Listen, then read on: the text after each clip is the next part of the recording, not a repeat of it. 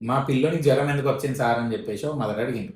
ఏముంది స్కూల్‌కి పోతున్నారు కదా! ఆటోమేటిక్‌గా వేరే పిల్లలకి ఉండే ఇన్ఫెక్షన్‌లు అంటించుకుంటారు. ఇదంతా వెరీ కామన్ కదా! ఎప్పుడు జరిగేది మీకు తెలవదా అని చెప్పిన.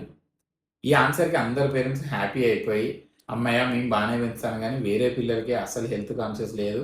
మా వాడికి ఫీవర్ ఆ వేరే పిల్లల వల్లనే వచ్చిందని మనసులో జస్టిఫికేషన్ చేయించుకొని, మెడిసిన్‌లు రాయించుకొని మంచిగా పోతారు. బట్ ఈ మదర్ పోలే. వాళ్ళకి జ్వరం ఎక్కడి నుండి వచ్చింది సార్ అని అడిగినారు. నేను మళ్ళీ వాళ్ళకి వేరే వాళ్ళ నుండి వచ్చుంటదని చెప్పిన. అస్సలు సాటిస్ఫై కాలే.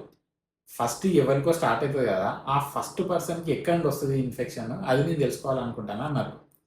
ఇక నేను ఎక్స్‌ప్లనేషన్ ఇచ్చిన కొద్దీ ఇంకో క్వెషన్ పడతనే ఉండే. ఫైనల్‌లో ఒక 20 నిమిషాల తర్వాత సాటిస్ఫై అయ్యి పోయిండ్రు. ఆ టైంకి ఎంత చిరాకొచ్చిందంటే, ఈ బిజీ సీజన్‌ల ఇచ్చిన రూ. 300కి నన్ను ఆ ఎంబీబీఎస్ ఎగ్జామ్‌నల్ ర్యాగింగ్ చేసిన దానికంటే ఎక్కువ చేసింది కదరా అని తిట్టుకున్నా ఆ మదర్‌ని. బట్ ఇప్పుడు ఆలోచిస్తే తన పిల్లలకి మళ్ళీ ఫీవర్ రాకుండా ఉండాలంటే అసలు ఎక్కడి నుండి జ్వరాలు మొదలైతాయో తెలుసుకోవాలి అనే తన తాపత్రయము మస్తు గ్రేట్ అనిపిస్తాంది. Hats off to all such mothers and fathers for putting those extra efforts. చెప్పిన సోదంతా బానే వింటాలు గానీ, అసలు ఆన్సర్ ఏంది? నిజంగా ఎక్కడి నుండి ఇన్ఫెక్షన్‌లు పుట్టుకొస్తాయనే థాట్ మొదలైందా లేదా మీకు?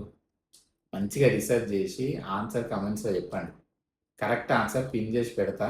ఆ మిగతా వాళ్ళు చదువుకొని అప్డేట్ అవ్వండి. అంతేగాని అన్ని ఆన్సర్‌లు మా దగ్గర నుండి ఎక్స్‌పెక్ట్ జేయకండి. అసలుకే వయసు మీద పడతాంది. ఓపిక తగ్గిపోయింది. ఓకే. Thanks for watching.